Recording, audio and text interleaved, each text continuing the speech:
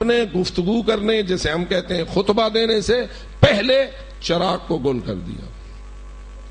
چراغ بجھ گیا, اندھیرے میں زہرا کے لال نے خطبہ دیا, اور اس خطبے میں جو خلاصہ ہے اس کا وہ یہی تھا کہ یہ لوگ مجھ سے بیعت کے طلبگار ہیں, میں نے بیعت کرنا نہیں, انہوں نے انکار بیعت میں مجھے ضرور قتل کرنا ہے, شہادت پانے کے لیے آیا ہوں.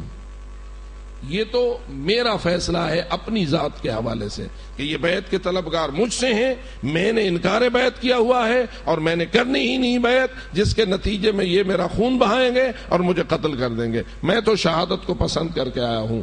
تم لوگوں سے نہ انہوں نے بیعت مانگی ہے.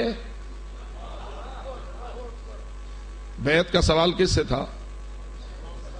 یزید کے گماشتوں کی طرف سے بیعت کا سوال کس سے تھا؟ امام حسین سے. اس لیے کہ جب ولید نے بلایا تھا مدینے والے گورنر ہاؤس میں تو امام حسین سے ہی بیعت کا سوال کیا گیا تھا, اور امام نے ہی انکار بیعت کیا تھا, اور اب تک بھی بات چل رہی تھی تو امام حسین علیہ السلام کے بارے میں چل رہی تھی. جتنے رفقا, جتنے جانصار, جتنے اصحاب جران, جتنے مددگاران امام حسین کے ساتھ جمع تھے, خواہ وہ اہل بیت میں سے تھے, خاندان رسول میں سے تھے, یا دیگر لوگ تھے شیعہ و انصار امام حسین, ان میں سے کسی سے خصوصی طور پر بیعت کا سوال نہیں ہوا تھا. حضرت فرماتے ہیں تم سے بیعت کا سوال نہیں ہے, مجھ سے بیعت کا سوال ہے. میں شہید ہونے کے لیے تیار ہوں, باقی رہ گئے تم خود فیصلہ کرو, آیا رہنا چاہتے ہو یا جانا چاہتے ہو. اگر زندگی سے محبت ہو اور جانا چاہتے ہو تو میری طرف سے تمہیں اجازت ہے, میں تم سے اپنی بیعت کی رسی بھی اتار رہا ہوں اور تمہیں اذن دیتا ہوں جو بھی جانا چاہے جا سکتا ہے. چراغ گل ہے, شرمندہ نہ ہو. میں نے یہ اندھیرا کیوں کیا ہے؟ اگر کوئی جانا چاہے تو اسے جاتے ہوئے شرمندگی محسوس چپکے سے اٹھ جائے گا, کسی کو کیا پتا کہ کون گیا ہے کون نہیں گیا. شرمندگی تمہارے لیے نہیں ہوگی, جو جانا چاہتا ہے چلا جائے, میری طرف سے تمہیں اجازت ہے. خلاصہ گفتگو کا بالآخر یہی تھا. اب گویا ایک طرف ہے امام حسین کے ساتھ رہنا اور سر کٹانا, اور دوسری طرف ہے چھوڑنا اور زندگی بچانا. اس گفتگو کا جواب سب سے پہلے حضرت ابو الفضل العباس نے دیا. سب سے پہلے حضرت غازی عباس اٹھ کھڑے ہوئے. معلوم ہوتا ہے غازی عباس کو بھی شامل کیا تھا حضرت امام حسین نے. اگر کوئی جانا چاہتا ہے تو چلا جائے, میں کسی کو مجبور نہیں کرتا, جو جانا چاہتا ہے چلا جائے. لیکن اب سوال یہ پیدا ہوتا تھا کہ ان لوگوں کا ایمان کیا ہے, ان لوگوں کا عقیدہ کیا ہے, ان لوگوں کا نظریہ کیا ہے جو امام حسین کے ساتھ وہاں جمع ہیں. حضرت ابو الفضل العباس اٹھ کھڑے ہوئے اور کہنے لگے, یبن رسول اللہ, کیا اس لیے چلا جاؤں کہ میں زندہ رہوں آپ شہید ہو جائیں؟ مجھے اپنی زندگی چاہیے اور آپ کی شہادت کی میں کوئی پرواہ نہ کروں. جو آئے تمہیں مارے مار ڈالے, میں اپنی زندگی بچا کے چلا جاؤں؟ نہیں فرزند رسول, ایسا نہیں ہو سکتا. میں نے رہنا ہے آپ کے قدموں میں, جیوں گا تو آپ کے ساتھ, مارا جاؤں گا تو آپ کے ساتھ. ایسا نہیں ہو سکتا کہ آپ کو تنہا چھوڑ کے چلا جاؤں. پہلے میں مارا جاؤں گا, بات کو تمہاری باری آئے گی. یعنی مجھے اپنی زندگی سے زیادہ تمہاری زندگی عزیز ہے. تمہاری طرف حملہ کرنے والے کو میں کبھی آرام سے حملہ کرنے کی اجازت نہیں دے سکتا. بس یہ حضرت عباس نے کہا. اس کے بعد حضرت زہیر ابن قین اٹھے, حضرت مسلم ابن اوسیہ اٹھے, اور یہ کے بعد دیگرے لوگوں نے یہ کہنا شروع کر دیا کہ مولا یہ تو ایک زندگی ہے, اگر ہمیں اللہ 70 بار زندہ کرنے کا وعدہ کرے اور ہمیں 70 بار آپ کے اوپر نثار ہونا پڑے تو ہم جانے نثار تو کر سکتے ہیں, آپ کو چھوڑ کے جانا گوارا.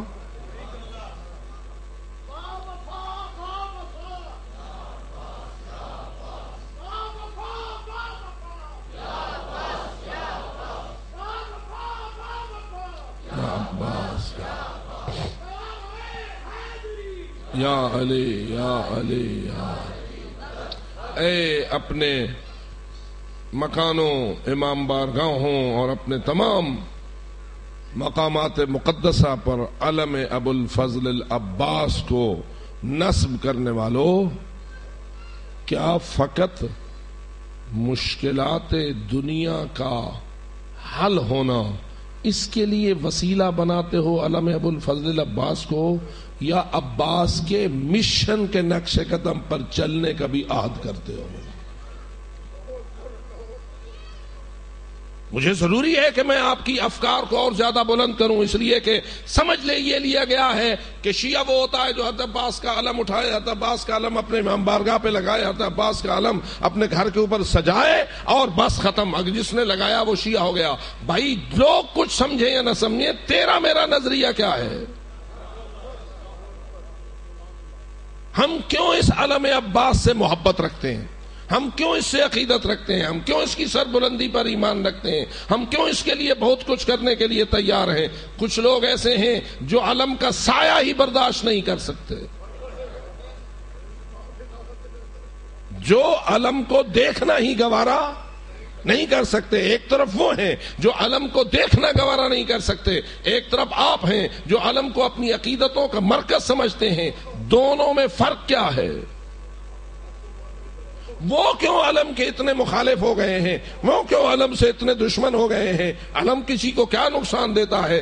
اگر ایک علم کا سایہ کسی کے گھر پہ پڑ جائے تو اسے نفرت کیوں ہو جاتی ہے؟ وہ سایہ کوئی اذیت تھوڑا دیتا ہے،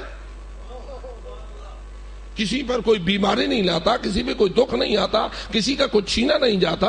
بڑے بڑے بلڈنگیں کھڑی ہیں جن کے سائے لوگوں کے گھروں پہ پڑے ہوئے ہیں، بڑے بڑے مینار کھڑے ہیں لوگوں کے میناروں کے سائے ان کے گھروں پہ پڑے ہوئے ہیں، لیکن وہ کسی کو اس سائے سے روکنے کے لیے تیار نہیں ہے۔ لیکن ابو الفضل العباس کے علم کو اتنی نفرت کی نگاہ سے کیوں دیکھتے ہو؟ علم میں سے نفرت نہیں، اصل اس مشن سے نفرت کرتا ہے۔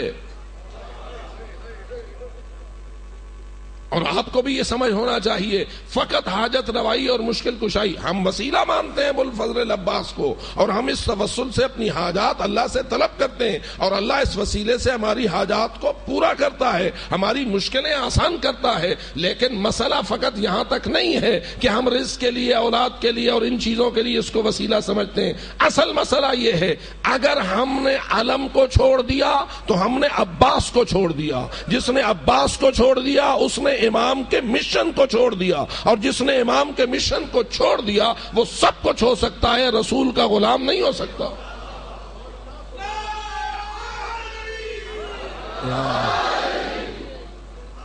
اصل مسئلہ یہ ہے کہ امام حسین علیہ الصلوۃ والسلام ڈٹے ہوئے ہیں کہ میں یزید کے سامنے جھکنے کے لیے تیار کیوں؟ فقط بات یزید کی شخصیت کی تھی یا یزید کے نظام کی تھی؟ یزید کسی مقصد کو آگے بڑھانا چاہتا تھا اور اس کا کوئی مشن تھا یا نہ؟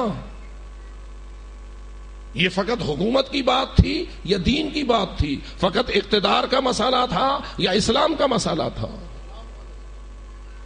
تو یہی وجہ ہے میرے عزیز دوستو، حضرت امام حسین نے بار بار یہ بات کہی، ہیہات من الذلہ، ہیہات من الذلہ، ہیہات من الذلہ۔ یہ ذلت کا طوق ہے جو زہرا کا لال کبھی اپنی گردن میں نہیں ڈال سکتا، بلکہ اس حد تک فرمایا کہ مجھے اللہ نے جو حکم دیا ہے، مجھے رسول نے جو حکم دیا ہے، مجھے اللہ بھی روکتا ہے اس سے کہ یزید کی بیعت کروں، مجھے رسول بھی روکتے ہیں اس بات سے کہ میں یزید کی بیعت کروں، اور مجھے اپنی ان ماؤں کا دودھ بھی روکتا ہے۔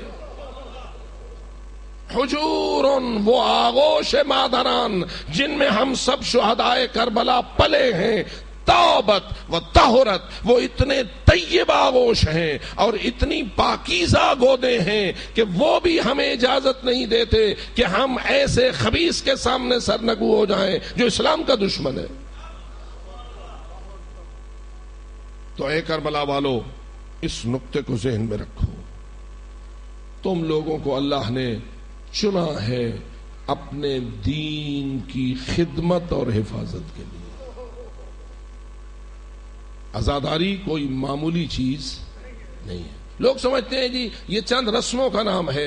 رسمیں تو ہوتی ہی ہیں. ویسے تو نماز بھی ایک قسم کی رسم ہے, روزہ بھی ایک قسم کا رسم ہے, نماز عید بھی ایک قسم کی رسم ہے. ہر ایک کا اپنا طریقہ ہے, ہر ایک کا اپنا وقت معین ہے, ہر ایک کے اپنے آداب ہیں, ہر ایک کے اپنے سنن ہیں, ہر ایک کے اپنے واجبات ہیں, ہر ایک کے اپنے مستحبات ہیں, ہر ایک کے اندر مبتلات ہیں اور ان کے نواقضات ہیں. ہر چیز کے کوئی نہ کوئی ایک انداز تو ہوتا ہے نا, اسی انداز کو اس کا رسم کہتے ہیں. لیکن ہم اگر ماتم کرتے ہیں یا عزاداری کرتے ہیں, یہ فقط چند رسموں تک محدود نہیں, اگر ان کے اندر وہ روح نہ ہو جو دین کی حفاظت کہلاتا ہے. روح ہوگی تو رسم عبادت بن جائے گی, روح نہ ہوگا تو پھر عبادت والی بات نہیں رہے گی. اس لیے اے عزاداران آل محمد, اس نقطے کو سمجھنے کی کوشش کرو کہ ہمارے اندر اس روح کو پیدا ہونا چاہیے, اس روح کو پروان چڑھنا چاہیے جو روح ان خیمے والوں کے سینے میں تھا جن کو حسین کہہ رہے تھے زندگی بچانی ہے تو چلے جاؤ, اور جواب میں کہتے تھے یہ کیسے ہو سکتا ہے. کیا ہم شہدائے کربلا کے نقش قدم کو اپنے لیے آئین حیات سمجھتے ہیں یا نہیں؟ ان کے کردار کو اپنی زندگی کا بنیاد سمجھتے ہیں یا نہیں؟ اور یہی وجہ ہے کہ جب یہ محفل تمام ہوئی اور حضرت امام حسین اس خطبے سے اور ان سب کے جوابات سے فارغ ہوئے تو باہر نکلے. اب حضرت امام علی زین العابدین امام سجاد علیہ الصلوۃ والسلام کی روایت موجود ہے کہ میں اس وقت اپنے بابا کے ساتھ تھا. یہ بیمار ہوئے ہیں تو روز عاشور بیمار ہوئے ہیں, اور بستر پہ گئے ہیں تو روز عاشور, شام تک ٹھیک تھے. فرماتے ہیں میں اپنے بابا کے ساتھ تھا.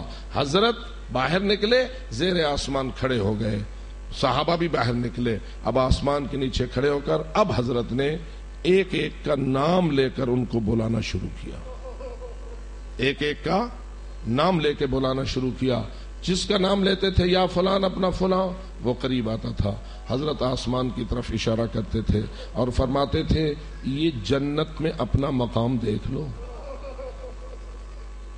جنت میں اپنا مقام دیکھ لو. اب حبیب کو بھی اس کا مقام دکھایا, زہیر کو بھی اس کا مقام دکھایا. کیا خیال ہے جوانان جنت کا سردار ہے حسین یا نہیں؟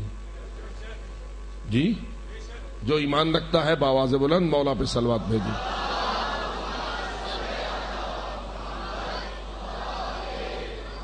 بلکہ اس کو میں اس انداز سے بھی کبھی کبھی تعبیر کرتا ہوں, جوانان سردار ہیں یا بنیں گے, کیونکہ جب کبھی جنت کی